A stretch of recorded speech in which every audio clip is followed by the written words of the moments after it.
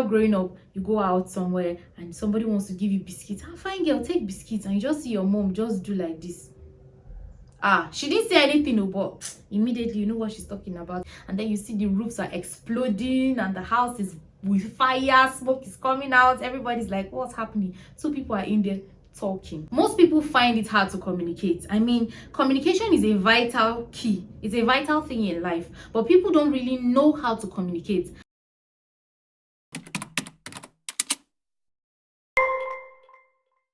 Communication is not just about talking, it's about being understood. You could say 1,000 things but still not connect with your partner. But when you learn how to communicate effectively, it builds trust, deepens intimacy, and it prevents unnecessary conflicts. In today's video, I'll walk you through on how to communicate effectively with your partner, whether you're single, engaged, or even married. Hi beautiful people, welcome back to my channel. I've missed you guys so much. Okay, if this is your first time tuning in, kindly hit that subscribe button and be a part of this amazing family. On this channel, we'll talk about everything: the love of God, marriage, faith, wholesome lifestyle, and womanhood. Okay, this is the place you want to be, both young and old. Just hit the subscribe button, it is free of charge. To my returning subscribers, lots of love for you guys. Okay, thank you so much for always returning back with the vibes, liking my videos, dropping amazing comments.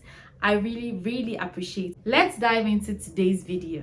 Most people find it hard to communicate. I mean, communication is a vital key. It's a vital thing in life, but people don't really know how to communicate. I'm not referring to just talking. I mean, there's a difference between talking and communicating. Okay, when you're communicating, you're being understood by the listener or by the hearer. So most communications fail because of, unspoken expectations, pride or defensiveness, assumptions, and even poor listening. Now let me show you what effective communication looks like. Okay, so I call it CHRIC. CHRIC. So first of all, it is clear. Effective communication should be clear. It should be honest. I don't believe, lying, telling lies, or over exaggerating. I don't think you're going to effectively communicate when you tell lies or over exaggerate. Yeah, I understand where you want to put the spice and make it interesting what you're saying, but when it's becoming too much, it's not becoming, it's not going to be an effective communication anymore. So CH, that's clear, honest, respectful. This is something that so many people don't really know how to do. Talk respectively. So many people don't know how to talk respectfully, especially when they're in the heat of the argument. They will take off their wigs and remove their slippers and want to give the other person just so they should be understood. But then you have to be respectful if you want to be heard and if you want to be understood. Okay, I stand for intentional. So you have to be intentional about what you're saying. You don't just talk whenever you see anything or anything that happens. You just talk, and you have to be intentional with that conversation. And the last C stands for consistent. Okay, you have to be consistent with whatever you're saying. So this is how an effective communication should look like. So I'm going to give us practical steps on effective communication. Number 1, listen to understand. Firstly, listen to understand, not just to react. So you want to pause, you want to reflect, you want to hear that thing over and over again. You want to, think about it. If you have to clarify, please do. Just so that you are not just listening to be like, just to say anything. To really understand what is being told to you so that you'll be able to give a reasonable response. Secondly, be honest about your feelings. When you're talking to someone, especially your partner, okay, I feel like your partner is someone that should see your vulnerability 100%. Okay, your partner is someone that would, you should not be shy of being vulnerable with. So you want to be 100% honest. You want to just be, if you want to be a crybaby, if you want to cry, if you want to shed tears, if you want to do anything, that's vulnerability. And this vulnerability doesn't just jump on us, or it doesn't just happen. So you have to build emotional safety first. You want to, before you're vulnerable to someone, you have to be sure that this person is not going to judge you, this person is not going to laugh at you, this person is not going to mock you. So you're going to be conscious of that emotional safety before you're vulnerable to someone. I totally understand that. So build emotional safety with your partner first then you see how vulnerability just flows. All right, so you have to be honest with your conversation. Wherever it pinches, you say it. Especially for dating couples, you have to be very honest with your partner, because addressing that issue at that point in time is one of the most important things at that moment. So you want to address it head on, and then we face something else. So you have to be honest, come out clean, come out straight, come out sincere, that your partner, they would understand you. Thirdly, ask questions. Don't just assume. So probably you are the listener and your partner is talking to, or your friend or whoever is, communicating, is talking to you. Ask questions. Don't just assume. So you're being told something and you're not sure. Ask, like, sorry, did you mention that you did this, or did you mention that this was how you reacted? Just clarify. You just want to be sure so that you know how to give a reasonable response. Okay, don't assume that, oh, okay, she actually said her best color is black, meanwhile it is sky blue. So ask, did you say your best color is sky blue? Or, sorry, I just want to clarify, is your best color sky blue? Number 4, and very important, timing matters. Okay, so this is one of the biggest communication bloopers. Timing. So people will just, in the heat of an argument, you just say something that's been lingering in your heart for a very long time, and that is a bad timing. And then you see the roofs are exploding and the house is with fire, smoke is coming out, everybody's like, what's happening? So people are in there talking.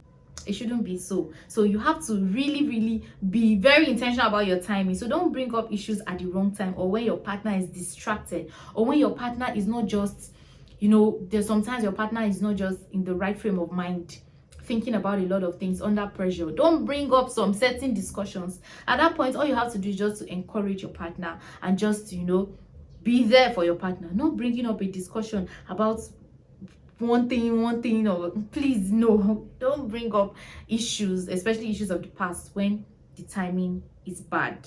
Number 5, non-verbal cues matter. Okay, so communication can be verbal and non-verbal. Okay, like I am actually using both verbal and non-verbal communication in this video right now. Can you see my gestures? Can you see my hand movements, my head movements, my eyes? They are actually talking even before you're not hearing my voice, but I'm communicating. Or when, especially our African mothers, when they give you this eye, like, don't collect that. If you're an African or a Nigerian, and while growing up you go out somewhere and somebody wants to give you biscuits, fine girl, take biscuits, and you just see your mom just do like this. She didn't say anything, but immediately you know what she's talking about. So that's a non-verbal communication right there. Okay, so you can use your body to actually communicate, so they actually matter. So if you're for example, your partner is trying to pour out her heart or pour out his heart to you, and you're like,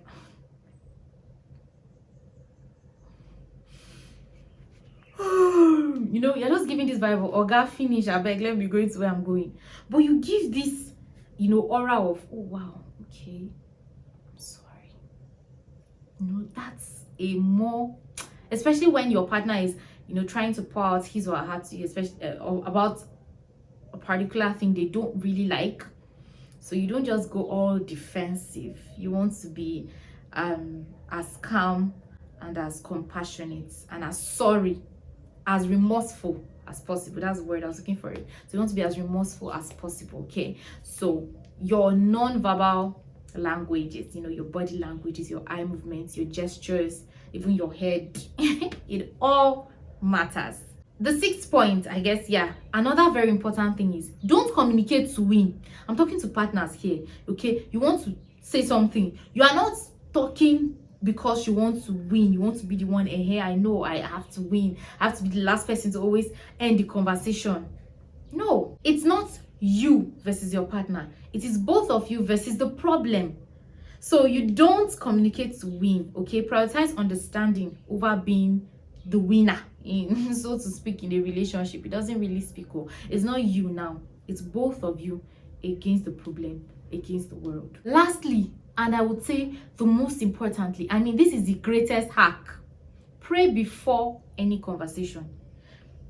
This thing has worked for me. Like, there were times in my relationship when I just want to talk to my boyfriend about this particular thing, and I know, me being me, Hey, if I say it the way I want to say it, we might even everybody will go to their house is angry. So I just want to pray that God give me wisdom and self-control. Open the heart of my man to be receptive, to listen to what I want to say and to respond accordingly. You have to pray for the Holy Spirit to help you, because you can't do it on your own. So you have to pray for wisdom and self-control before any big conversation. I want you to know that God is highly interested in your relationship. So you're building a future with your partner, one conversation at a time. These conversations form a bedrock. These conversations form a foundation of your relationship. Okay, so conversations are very, very, very important. Very, very important. Communication is very important in a relationship between two people, or even between two people or more. You want to prioritize your communication. If you don't know how to communicate effectively, you have to learn it. Which of these tips resonated with you the most? And have you been struggling with communication? Have you been struggling with communicating with your partner in your relationship? Share it in the comment sections. Share what you did that actually helped you. Just say something that could help someone else out there. Okay, if you have any questions or you need clarifications on anything, or you just love seeing my beautiful face, say it in the comment section and let me know. I hope this video blessed one or two people. If it did, kindly share this video to your friends, share it to your partner so he learns too. Okay, and like this video, give us a like. If you've not subscribed and you're watching to this moment, I believe you might want to just subscribe now. So kindly subscribe to this YouTube channel and let's build a community of godly minded people. Okay, so thank you so much for being with me again in this video, and until my next video, keep winning and keep thriving. Bye.